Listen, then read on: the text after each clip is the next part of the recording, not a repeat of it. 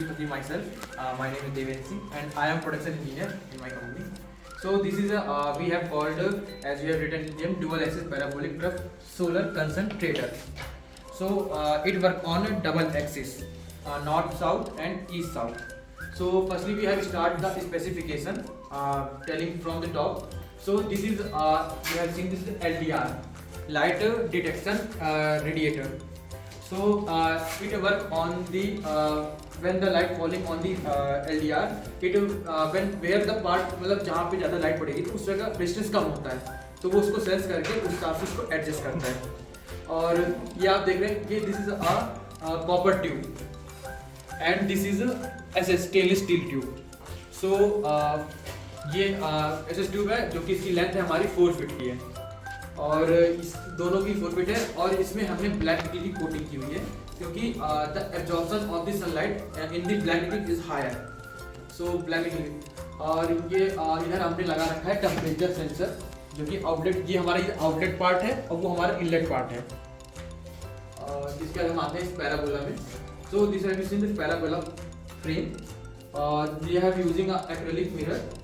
So the focal length of this parabola is 1.99 feet and the radiation arc मतलब the width of this arc is 5 feet. So as we have given you 5.5 feet. The radiation specification is given here. You can see it. And now there have this a control unit where have given the all the temperature from inlet to outlet and the what in the tank also we have given the all the temperature मतलब measuring units have given here. And this is the heat flow rate means STF flow rate. This is the sensor flow sensor we have called. So that's the control unit. We have a control from firstly the control I have started from down side. So this is the actuators. As we know this work on a hydraulic pressures.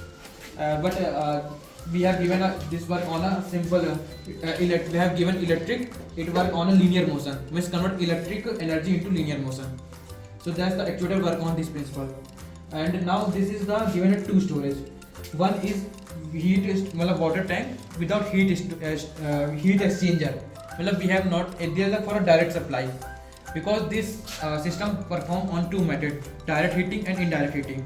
So for the direct heating we given this tank. For indirect heating we have given a heat exchanger storage tank. So and this is the oil pump we have given now.